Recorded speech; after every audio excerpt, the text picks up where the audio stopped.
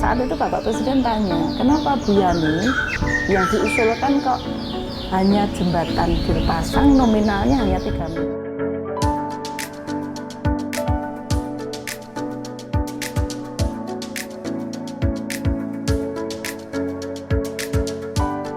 Pemirsa, ini Mbak Yani tadi kan sempat cerita nih, sehari bisa 7-8 desa. Nah, salah satu hal yang menarik di Klaten ini adalah ada program namanya Sambang Desa. Sambang Warga. Sambang Warga. Iya, nah, Sambang mungkin bisa Warga. diceritakan aktivitasnya seperti apa dan harapan kedepannya seperti apa Sambang Warga ini, Mbak Yani? Iya, untuk saat ini Mas Danang kan Sambang Warga berhenti nih karena adanya corona COVID, ya.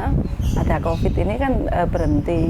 Kemarin sebelum ada COVID ini kan memang ada program unggulan dari saya yaitu Sambang Warga. Sambang Warga. Sambang Warga itu memang intinya selaku bupati, selaku ibunya masyarakat Klaten, saya nyambangi, nilai masyarakat saya kondisinya seperti apa. Terus juga langsung tentunya melihat secara langsung pembangunan desa atau kecamatan yang saya kunjungi, ada kekurangannya di mana, sehingga nanti anak buah saya akan mencatat. Iya. Juga mendengarkan aspirasi dari masyarakat. Dengan saya langsung kan mendengar ada langsung dialog, ya, iya dialog. Mas. Itu ada dialog interaktif dengan masyarakat, usulannya seperti apa, masukannya seperti apa, sampai dengan kritikannya seperti apa. Kepada saya dengarkan, anak buah saya mencatat, sehingga pada saat proses penganggaran bisa apa yang ya? langsung bisa dianggarkan. Selama ini aspirasinya macam-macam, Mbak Yani. Macam-macam, iya. Yang paling sering apa nih kebanyakan aspirasi warga Klaten? Aspirasinya minta selfie. Oh, minta selfie. Iya, minta selfie dari sama Ibu Bupati.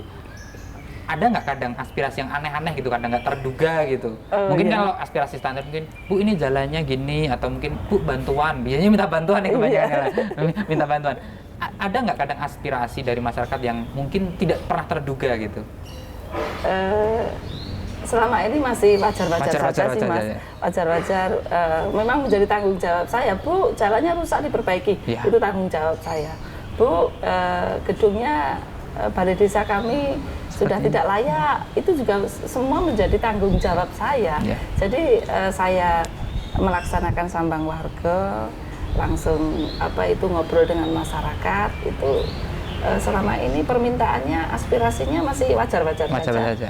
Yang paling banyak selfie tadi ya, nih. Ya, itu yang kadang saya kewalahan.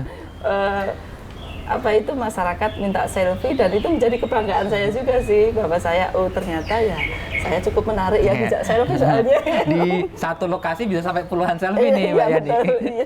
Ya, ada nggak pengalaman khusus Mbak Yani ketika masyarakat nih ya menyampaikan aspirasi atau ini, ada nggak pengalaman yang paling berkesan yang dirasakan selama ini ketika ada masyarakat menyampaikan aspirasi dan dengan keluh kesah mereka? Enggak sih, masyarakat Klaten itu kan sangat luar biasa, sangat bisa memahami keadaan yang ada, karena memang pembangunan di Klaten kan ya relatif sudah sangat baik. Yang menjadi sangat perhatian khusus saya dan menjadi seperti anak emas saya, karena selalu saya sampaikan ke publik, ke masyarakat, yaitu masyarakat yang ada di daerah Girpasang. Girpasang. Iya, Girpasang. Itu Malang ya, Bu ya? Girpasang, desanya di Tegal Mulyo, kecamatannya Kemalang, daerahnya adalah daerah KRB 2. KRB 2 tentunya daerah rawan bencana KRB 2, tentunya di sana ada 39 jiwa. Ada 14-an kakak. Di sana itu kan kalau mau ke kantor desa, mau sekolah, itu kan memang harus turun gunung lembah untuk mencapai kantor desa, kecamatan, ataupun mau berkumpul, bersilaturahmi dengan masyarakat yang lain. Di sana itu saya langsung pada saat 2019 awal, saya sudah ke Girpasang, naik turun. Iya. Naik lumayan turun, juga ya, Bu ya? Iya. Ada 1.001 anak tangga. 1.001 anak tangga sih lalu. 1.001 anak tangga saya naik, saya turuni. Di sana memang sangat adem, sangat luar biasa, masyarakatnya tidak aneh-aneh. Permintaannya memang minta apa itu jembatan gantung. Saat itu langsung saya sanggupi memang. Tapi kajian dari DPU PR sendiri kan KRB 2 tidak boleh dibangun jembatan yang permanen. Akhirnya pada kesempatan saya diundang oleh Bapak Presiden kemarin habis Pilpres, diundang di Istana Bogor. Setiap kepala daerah untuk menyampaikan aspirasinya. Saat itu memang saya menyampaikan kepada Bapak Presiden, ada Bapak Gubernur, ada menteri-menteri. Itu aspirasi yang saya sampaikan. Usulan pertama yang saya sampaikan kepada Pak Presiden adalah jembatan Girpasang atau jembatan gantung Girpasang.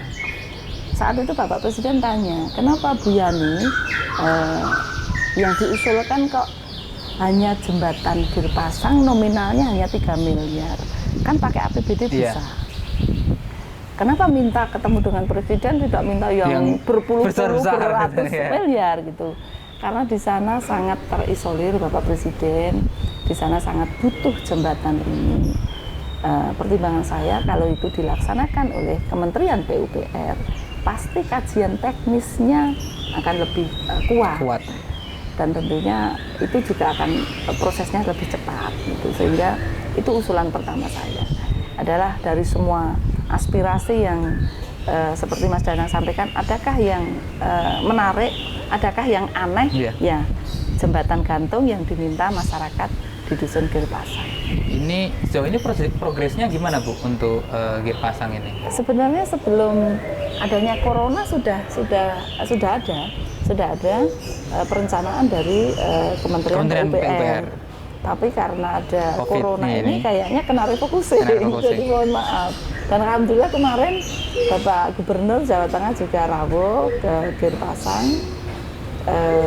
Bapak Gubernur pun juga sudah menyampaikan akan dibangun jembatan. Semoga ini nanti bisa segera terrealisasi terbangunkan jembatan. Artinya masyarakat Klaten diajak mengambil contoh dari Girpasang ini ya, bagaimana perjuangan yang luar biasa ini masyarakat di Girpasang itu Mbak Yani ya. Iya. Oke. Ini kan artinya masyarakat dan di satu sisi juga memahami kondisi yang terjadi di Klaten. Nah, gimana sih kira-kira caranya mengajak masyarakat biar yuk kita bersama-sama membangun Klaten gitu, kasarannya maju bareng yuk. Tentu kan tidak mungkin pemerintah bisa jalan sendiri. Betul sekali. Peran masyarakat juga sangat besar. Kira-kira gimana apa yang dilakukan Mbak Yani dan pemerintah Kabupaten Klaten? Kata kuncinya agar Klaten itu lebih keren, lebih maju sesuai dengan visi misi kami, maju mandiri berdaya saing. Masyarakatnya harus bersatu.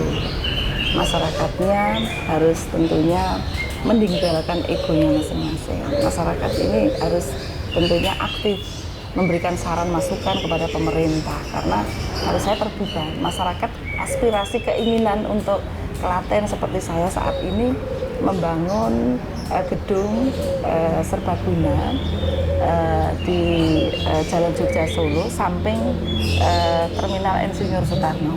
Akan saya bangun gedung serbaguna itu tidak lain untuk masyarakat.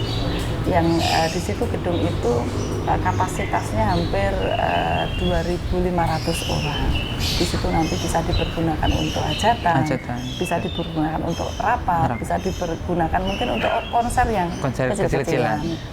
Sehingga pada saat saya akan membangun gedung ini, karena angkanya tidak sedikit, memang angkanya cukup besar, hampir 60-an miliar, sehingga saya melakukan survei apakah masyarakat membutuhkan gedung yang tentunya menelan membutuhkan biaya yang cukup besar ini. Akhirnya dari hasil survei itu memang masyarakat membutuhkan, sehingga saya berani untuk membangun gedung itu. Artinya sesuai kebutuhan masyarakat juga. Iya, sesuai dengan keinginan kebutuhan masyarakat itu.